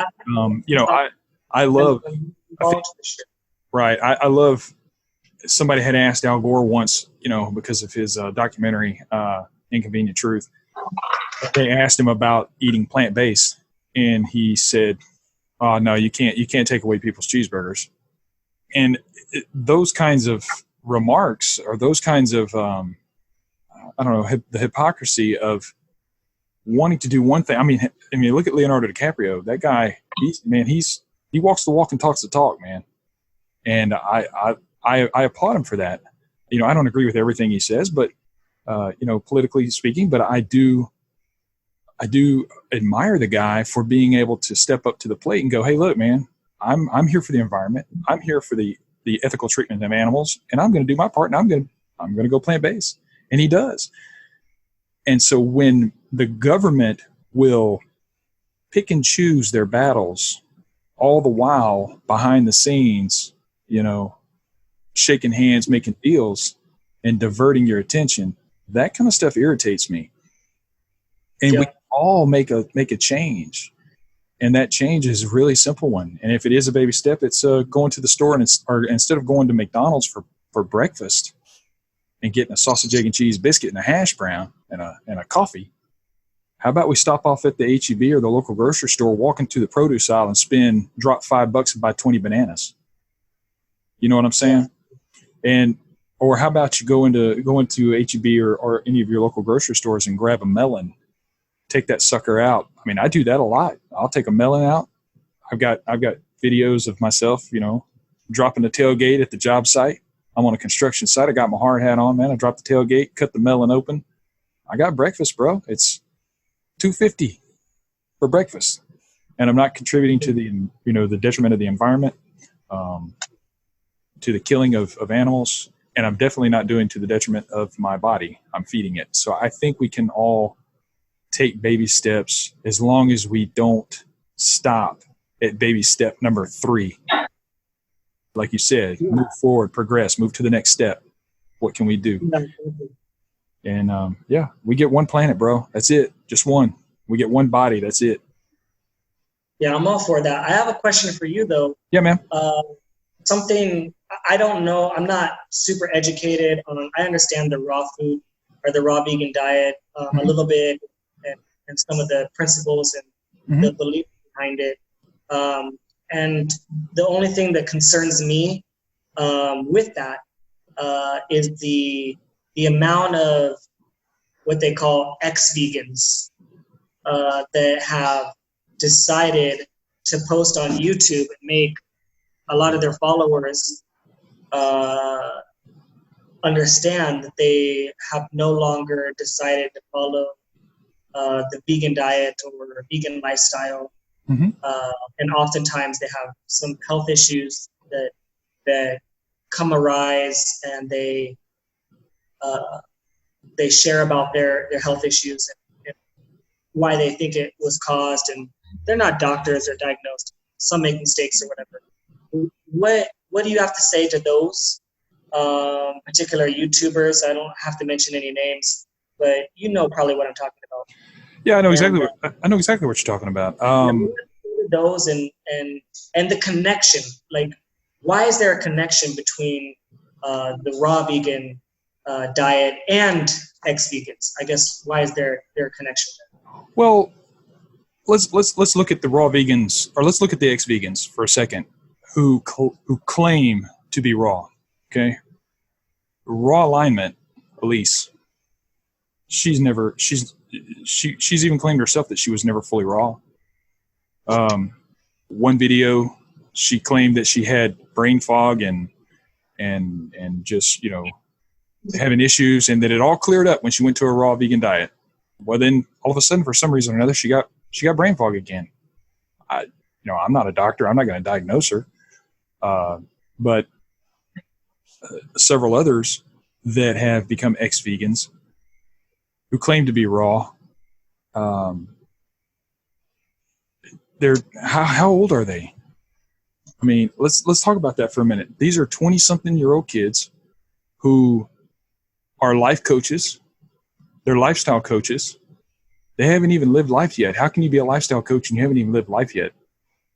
You know, how can you be a raw vegan and expect to have a healthy life and you're doing water fasts just at will? I mean, you just, the next thing, the next fast. I gotta do a juice fast. I gotta do a watermelon fast. I gotta do a water fast. And then I say that, and then you look at the vegans, the raw vegans who have made it last. Okay. Dr. Doug Graham. The guy's 40 something plus years vegan, raw vegan. The guy's an Olympic athlete. There's Chris Kendall with Raw Advantage. The guy's 15 plus years vegan. Looks amazing. Incredible shape. There's so many more, but they don't get the limelight because they didn't switch over. They didn't switch back. And when you have people who continuously post videos and they say, why is my raw vegan diet not working for me? Why did I switch back? It's clickbait, bro. I'm sorry. I don't buy it. I don't buy it for a second. Here's the thing. The raw vegan diet or the raw food diet is the closest thing to me, in my opinion, it's the closest thing to perfection. And I'll give you, for instance, our bodies are designed to specific. Do what? The closest thing for what? Say it again. To perfection. Oh, okay. To perfection. And the reason why I say that is our bodies are designed to eat a specific way. Okay? People, it's my opinion, it's my theory that we're frugivores. Okay? Can we eat grains and legumes and things like that? Absolutely. Of course we can. But you know what? We can also eat chicken. We can also eat eggs. We can also eat cheese. We can also drink milk. And I think that affects us differently. And to me, in my opinion, if you have people who say they're lactose intolerant, they're not lactose intolerant. They're just not baby cows. And then people say, yeah. And then people say, well, I'm gluten. I have a low tolerance for gluten or high tolerance for gluten. I'm sorry, low tolerance for gluten. I'm gluten intolerant. Yeah, it's probably glyphosate, right? Okay, well, stop eating grains, dude. That's, don't do that. People very seldom say, well, I'm fruit intolerant. I'm grape intolerant. I'm orange intolerant. I'm banana intolerant. Now, that doesn't mean that people can't have allergies. I understand you have allergies. People do, but that's usually environmentally induced, genetically induced, things like that. But at the end of the day, cooked food is dead food, whether it's plants or not. It's dead. You cannot take a baked apple, seeds and all. You bake an apple, you throw it in the oven, you bake it. You can't take that apple and go put it in the ground, dig a hole in the ground, put it in the ground, and it'll grow a tree. But you can take a fresh apple, dig a hole in the ground, throw it in the ground, water it, and it'll turn into a tree. So cooked food is dead food. Raw food is live food. Now, do I have all the answers? Absolutely not. But I do know that when I eat raw, I don't have gas. I don't have indigestion. I don't have, my joints don't hurt. I'm well hydrated. Most cooked food is dehydrated. They cook most of the water out of it. Look at spinach. You don't think spinach has a lot of water in it? Throw a big bundle of spinach in a pot and cook it and see what happens to it. It fit in your palm of your hand. It's because you just cooked all the water out of it and some of the nutrients, and all you get left is some fiber. But anyway, I'm sorry, I kind of got off on a tangent. But as far as the YouTubers who have went back to a regular diet, Ravana got caught eating fish, and I would have had more respect. And I loved Ravana, man. She was one of the first people I followed. Her smoothies just. It was simple for me, and I thought, oh damn, man, here we go, man. I can make a smoothie. Here's this young girl. She's got great recipes. She's full of life. She's vibrant. I can do smoothies. It was easy for me. She's one of the first people I started following. So I would have had more respect for her. She would have come out and said, hey, look, guys, this just isn't working for me. I'm not feeling it. I'm going to go back to eating this way. this is what I think my body needs, blah, blah, blah. That's not what happened. What happened is somebody caught her eating a fish. And you can see in the video, she took her hands and covered it. Yeah, I saw it. That was not due to brain fog, okay? That was not due to lack of nutrition. That was due to you got caught. So now, so now it's my raw vegan diet was causing it. No, I don't buy that, man. There's just too many success stories out there that contradict that that claim. I'm sorry. That's just what I want to touch on a few things you said. I think really you're opening my mind more. I think when you say, raw food is alive and dead food is dead, and you use your analogy to the apple, that's great. I think that makes a lot of sense. Mm-hmm. And then I think that you're right about a lot of them being young, and a lot of them, I think they're trying to find perfection. Especially for an example like Tim Sheep, for example. He's a good example because he is in like this search for finding the most perfect diet ever, where he almost like a diet that could make him live forever, which it doesn't exist. And his he was at one of the top athletes in the world in his field, and doing it on a vegan diet. So he was there, he made it. What else do you need? So I think people are in constant search for more, for better, and they're gonna try as many things as they can. And what they're tarnishing when they do that is not just their name or their reputation. What they're doing is they're tarnishing the efficacy of veganism, right? Yep. Veganism is not a diet, all right? It's not a raw vegan diet. It's not a whole foods plant-based diet. Those are diets in themselves, right? Veganism is just causing the least amount of harm as practically possible to animals. So I hate when I hear the word ex-vegan, personally. You were never vegan to begin with. Once you're vegan, you will be vegan for life. You don't suddenly say, I'm for animal cruelty for today, and I'm against animal cruelty tomorrow, and I'm back on animal cruelty. You're either against animal cruelty or you're for animal cruelty. So you will always do your best to not contribute to animal harm, no matter what the costs are. I'd rather starve than do that. And some people say, oh, well, it's hard. Oh, I wasn't. You know what? Bring snack. Like right here, I have some pistachios. Okay, I always keep something with me that I can eat or snack on in emergency situations. I'm in Saudi Arabia, for goodness sakes. It is not easy to find vegan food all the time very quickly, even though there are supermarkets, and it is still pretty easy. But maybe I'm in the airport and I'm traveling and there's nothing. I always have backup, like the pistachios. So there's no such thing as an ex-vegan, okay? You're either vegan or you're not. You can be plant-based, and that's fine. You could try a plant-based diet, and then you're off a plant-based diet. But you were never vegan to begin with, because you don't turn that switch on and off. And I think that you helped clear up some of the things and some of the reasons why. And I think you're right. Every person that's not vegan is looking for a reason to find a flaw in veganism. So the second that somebody decides that they're not, it blows up in the media, but you don't hear the stories of successes. And that's just the way it is in media. Of course not. Of course not. It's not clickbait. It's not going to get somebody to click that YouTube channel and get views. And controversy, bad or good, is going to cause somebody to click. And if you click it, the YouTube will register it. If you comment, you suck, YouTube will register it.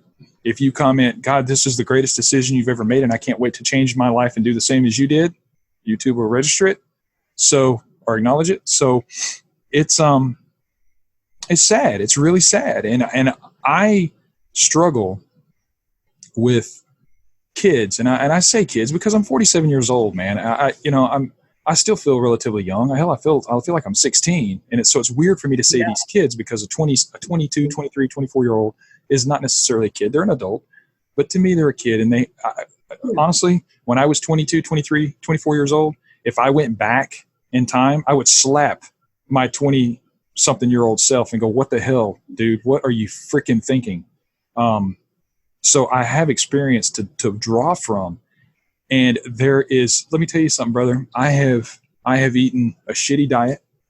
I have eaten a keto, or not a keto. I've eaten an Atkins diet. I've eaten low fat, high fat, low carb, high carb. I've tried them all. Bro. And I've tried vegan. I've tried junk food vegan. I've tried raw vegan. I've tried every diet I can think of. And I can honestly say that I run at an optimum level on a raw, fruit mostly diet. I'm not talking about, cashews and peanuts and, or, nuts, a lot of heavy fats. Yeah, those taste good. But if I eat mostly fruit, mostly, leafy greens, I never, ever have gas. I never, ever have indigestion, and my joints never, ever hurt. I cannot say that on a cooked vegan diet. I can't. Yeah. I can't. I just can't. And it's funny. I did an interview with. It's out right now. I did an interview with Rebecca Rosenberg, who healed herself of MS, and she was vegan. She was vegan for ethical reasons, and her cholesterol used to be high. When she became vegan, her cholesterol dropped to below 200, which is where they want you to be. Yeah. But she never could get past 170. Never could. Yeah. She went raw vegan, and her cholesterol dropped down to the 140s for the first time in her life that she could, that she was recording it, of course. So I think veganism is, plant-based diet, veganism. For one, veganism, like you said, is not a diet. It's a lifestyle, and it's for the ethical reasons and for environmental reasons, of course. I think eating that way will help you health-wise. Hell, being vegetarian will help you health-wise. But vegan is the next step. Whole food, plant-based vegan is the next step. And I firmly believe that raw vegan is or raw plant-based is the next step as well. And I'm like you, man. I'm like Tim Sheaf. I'm looking for that diet, that lifestyle, that thing that just gets me closer and closer and closer and closer and closer to perfection. Have I found it? No, I haven't. I haven't found it yet. But I'm striving, and it's a journey. Yeah, I mean, it sounds like you're really close, and it sounds like you definitely have a lot of knowledge behind it. And I think that you're doing a lot of good things, sharing with other people and helping educate them and spreading awareness, because that's what people need, is awareness and education. And also being a good role model, being a good steward of best practices and healthier practices and all that sort of stuff. Absolutely. I want to ask you a question. What's something that you what else do you do that you would say, how are you active with animals? Well, I haven't been able to do much activism as far as I would love to do, the Cube and I honestly, I wouldn't, I'm not an anonymous voice. I don't, the people that do it with the masks, I'm that's great. It brings awareness. I understand it, but I'm more of like Gary Yaronofsky. I'm more of in your face. I have pushed my beliefs, and I get a lot of retort. I get a lot of pushback. I have been in a situation where I can be quiet and show by example. I tend to get more questions that way by doing that. Honestly, I love debate. I love it. It's one of my favorite things in the world, and I am extremely probably sometimes confrontational. So I try not to beat people up too bad about it, but I will promote what I'm doing. unfortunately, I haven't found any groups close by where I am, and I should look more into it, to where we can do some more activism. I don't go to zoos. I used to, but I don't support anything with my dollar. And that's probably the biggest thing that you can do that people don't know about is be an activist with your dollar. You have a choice. You can buy, if somebody says, "Hey man, go buy me a pizza," just tell them, say, "No man, I don't buy pizzas, bro." Same thing with alcohol. I'm not a big proponent of alcohol. And somebody tells me, "Hey man, go buy me a beer. Would you go buy some beer?" I said, "No, I don't drink beer, so I don't buy it." So one of the largest, one of the largest and the quietest ways of activism is with your dollar. And that's probably the best that I can do. Is it the loudest? No, it's not. And I wish that I could do more. Unfortunately, I would not be one of those behind a mask. I would be one of those obnoxious people on video that are that are debating. And I wouldn't get too ugly. I mean, I like to talk and I like to gab and I like to have facts and things like that in front of me. So that's what I would do. And I wish I don't know, that may be my next step that I go for is, kind of like set up a little seat out in the middle of nowhere. Steven Crowder does that, he does he changed my mind thing, and I set up in the middle of somewhere, put a thing up and says, veganism or raw veganism is the best diet there is. Change my mind, or correct me if I'm wrong, or whatever. You know what? I would love to see that. I know, right?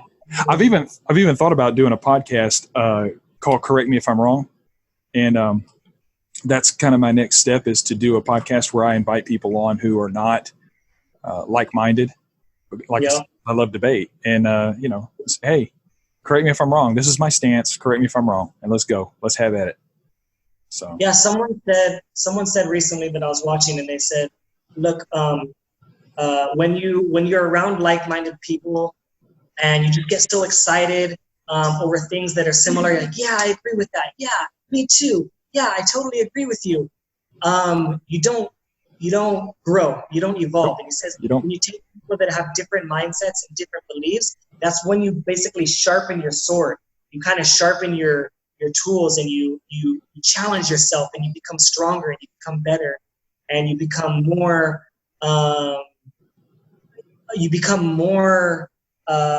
really sharper, really, and really more in tune with either what you believe in, or you might even change your mind a little bit on a couple ideas. You might change a little bit from time to time, like maybe this conversation with me and you is going to alter you a little bit, and maybe open your mind to, hey, you know what, I could get a little bit more active. I could do the things that I love. I could do the debates. I could set up a sign and have someone record me and post it on YouTube and that sort of stuff. And that's all I'm talking about. I can sense inside you, and I always get this same sense with a lot of people, because I've asked this question a lot of times, and what the people tend to feel is a little bit guilty, and that guilty is, oh my gosh, I should do more. No, it's not that you should do more. It's ask yourself. Don't let me tell you. Ask yourself, could you do more? Maybe you can't. Maybe you're maxed out, and that's okay. Maybe you're doing every single thing in your power, and that's okay. Maybe you know what? You want to spend your free time on your free time. You want to enjoy your time. You don't want to spend all your time advocating for animals or for lifestyle, and that's fine too. But maybe you haven't asked yourself that question. Sometimes people don't ask that question. Could I do more? Is there something else I could do? And even like you say, voting with your dollar, that is active. You're absolutely right. That is one of the most powerful things that we could possibly do.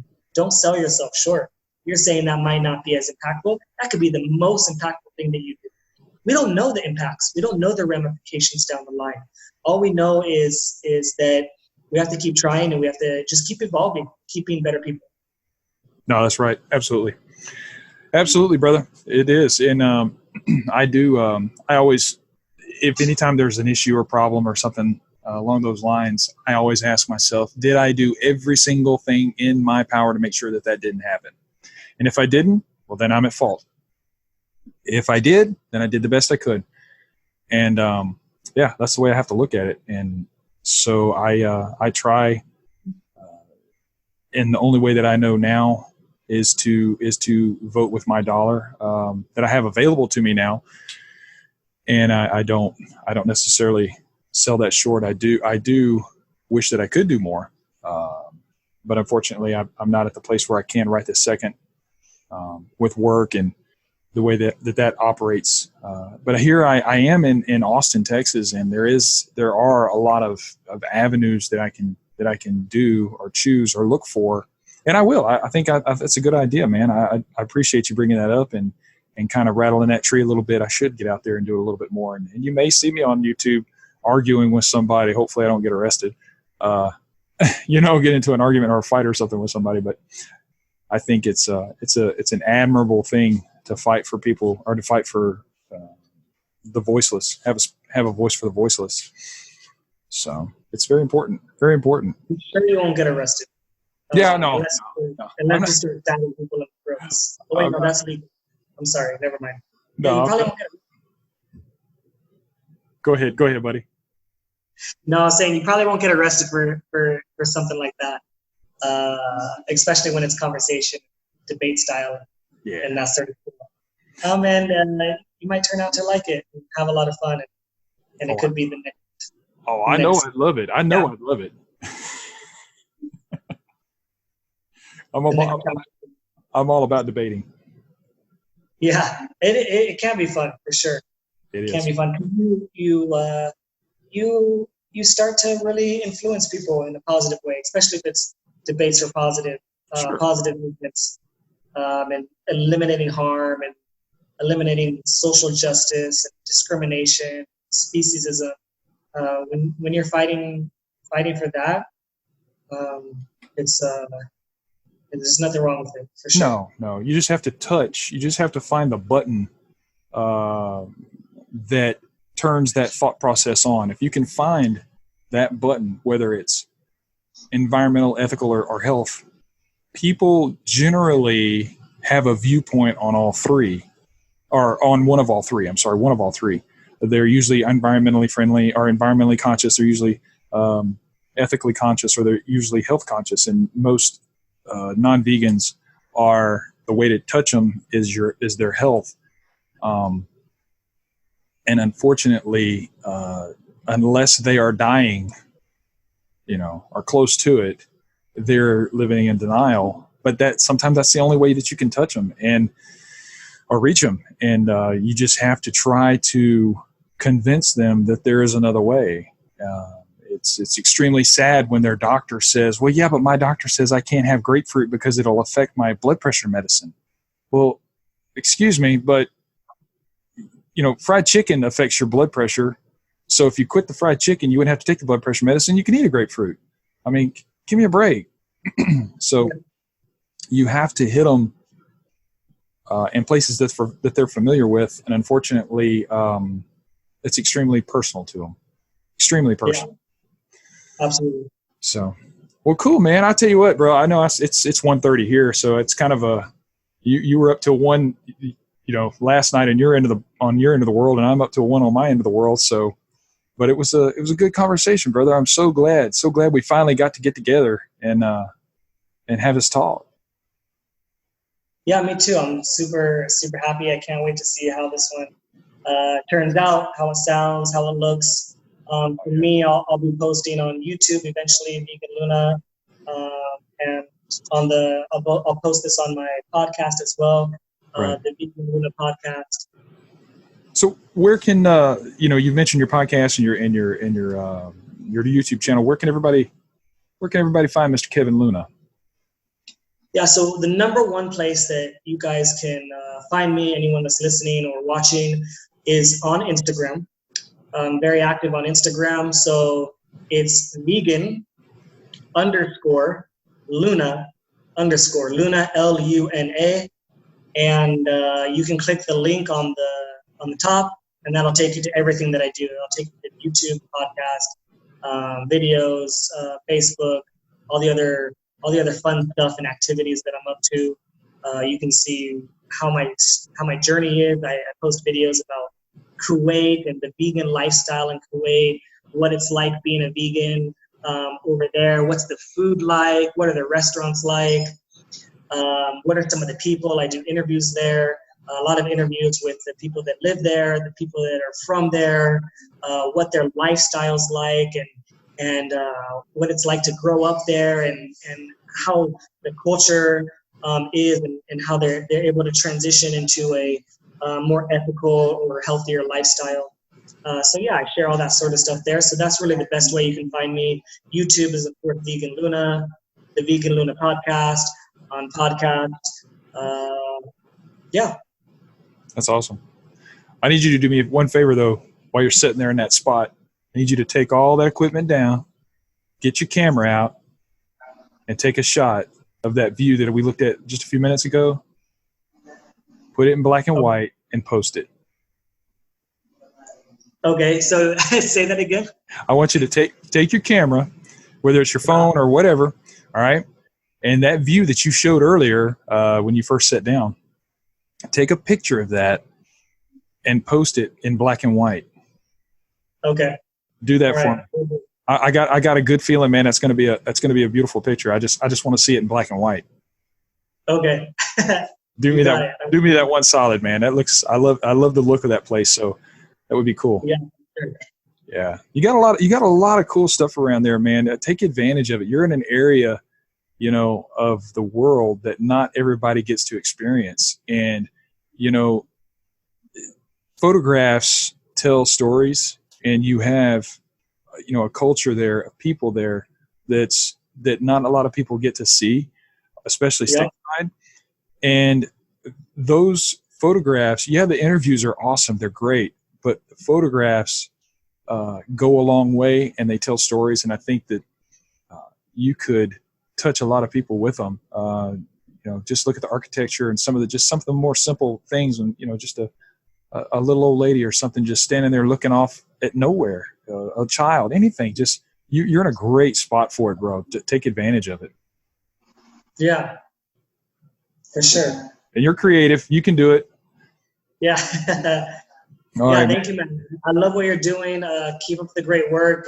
You've been a huge inspiration to me already. I love your tone. I love your demeanor. I love the way you ask questions. Your non-judgmental kind of attitude, even though you claim to be, but I haven't experienced it. No. So, keep up the great work. I think that you have a huge, bright future ahead of you, and I'm excited to see what you do. Thanks, brother. Thanks, man. No, I pretend to not. I pretend to be judgmental, but I'm really not, man. I'm easy like Sunday morning. So it's all good, dude. It's all good. I get irritated, but that's okay too. We all get a little irritated sometimes. Yeah, for sure. Well, cool deal, man. You have a great day, brother, and be safe, and take some pictures, man. I want to see that beautiful city where you are. I do. All right, you got it. All right, man. Take care. All right, you too, buddy. Thank you. Peace out. Talk to you soon.